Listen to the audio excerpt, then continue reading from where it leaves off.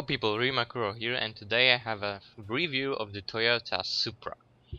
And I wanted to make this review since the free gift for the 750,000 likes on Facebook came in, and actually someone also asked me for it, so I said, why not? I never driven this car really. I got the drag version as a free gift for topping up the speed boost, but I never really drove in it, so I never knew how it was like, how in which class it actually put it, and so on. So I did some digging about it, and I got some few information. Also, of course, driven it to get some experience with it, to get the gist of how this car actually drives. And the first thing is, of course, the car dealer.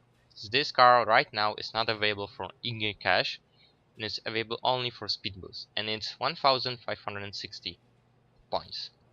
It also has the rental version of Hatamoto, which is amazing looking thing in terms of Supra looks, because I'm not the biggest fan of how this car looks. I always thought it has a pig-like end. Anyway, as you can see, street-tuned American speed system parts, and its overall is already too high. It's meant for C class and keep it there. B class, it'll just get owned. However, aftermarket parts, like I said, I got the drag version. This car comes with 4 speed boost body kits, of course, and like I said, I'm not the biggest fan of how this car looks. I got already some aftermarket parts with the Supra power and lowering kits, the smoke blackout. I think I put the neons there myself, I don't remember.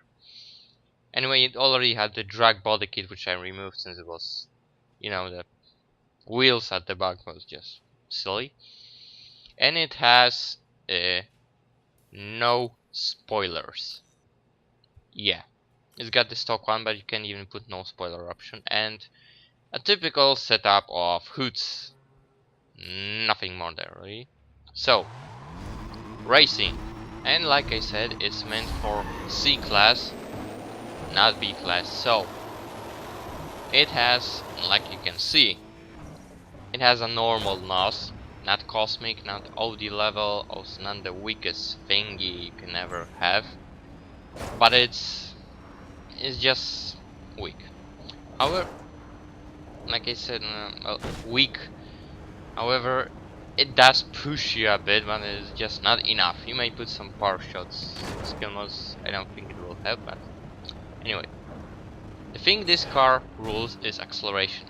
Low speeds, very good acceleration, maybe not the best, but high speeds, it's definitely rocking in acceleration terms. And with 281 km per hour, you're quite covered up on that end. But keep in mind, acceleration won't save you when you fuck up a certain corner, any corner. I don't know, like this. You're down, and the NOS also won't have the power-ups, won't work on this car very well, and the acceleration, even though it's good, after this you will have a problem catching up or keeping up in the front. Anyway, as I yesterday saw a Toyota Supra and heard, since it revved a bit nicely, I can say that the engine sound on this car is, especially when detuned to C class, it's not good. When it came with Gromlin race tune part, it had a nice sound, I have to say, not like the real life part, but it had a nice sound. But right now it sounds just, different. It's just not new, not something different, but not the best thing. So if you like it, your choice. However, handling wise, and this is the best or worst part, depends on which player you are, but the car is heavy but grippy. The first thing I have thought about this car when driving it was, oh shit, it's just another boat. However, it came out that this car is actually very rewarding and satisfying. What I mean by that is that it's It's not a boat, it can corner, but you need to know how to corner it. If you'll make even a slightest mistake, this car has a tendency to lose quite a bit of speed. And it's hard to drive. Like I said, heavy but grippy. It's hard to drive. You need to keep your lines, you need to know how to use the brakes. And you need to make the speed as high, you need to keep that speed as high as possible at all times. Even though it's, like you're seeing here, it's quite heavy, so it can deal with traffic. But handling wise, this car is not easy to drive. You need to go outside, you need to keep your lanes very wide, you need to keep that speed as high in order to utilize that high speed acceleration. Otherwise, you'll just crash and you'll be dead last behind every single one. But still, if you're gonna keep your lines properly, you can dish out a very nice times and speeds. And even with RX-8, which is better in corners than a Supra, I am still able to outrun him. Like I said, this car is for people that know their thing. If you don't know how to drive, if you can't handle the car, if you don't know what you're doing,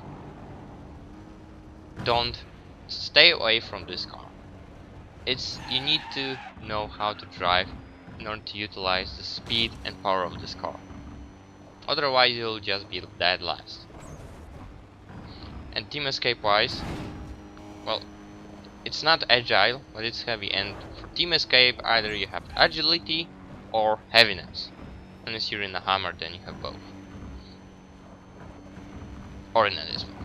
But like I said, team escape, it doesn't really matter what car you have, unless it has at least or agile or heavy. This car is heavy, it's not really agile, but it's heavy enough, it's got good acceleration, it will drive you to the end of the team escape quite easily.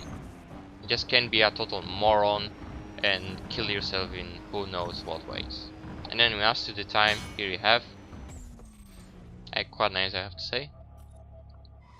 Drag wise, it's, well, it doesn't have cosmic nose, so it sucks. Nothing really more to that.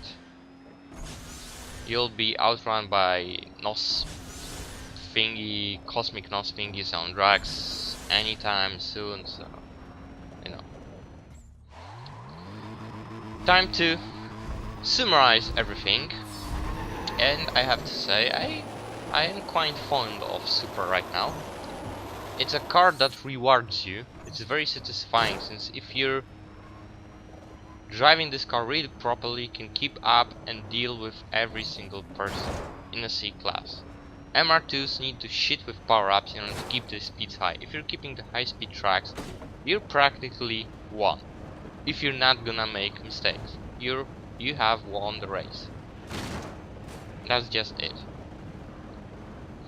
NOS is normal, not the weakest, but definitely on the weaker side.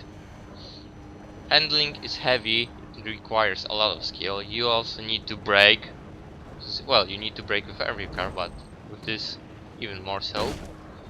The acceleration is best on high speeds, even though it's good, very good overall. Top speed is 281 km/h on C class, so it's very nice. And the looks are, well, that depends on every one of you. I'm not the biggest fan of them. It's not ugly, but it's not pretty. I'll say that. I'm neutral to the looks, and the sound is, well, something you don't hear very often, but it's not a good sound. It's not a very good sound. So, thanks for watching, and big thanks to Never Memos for sticking with me. And well, thanks for watching, and see ya.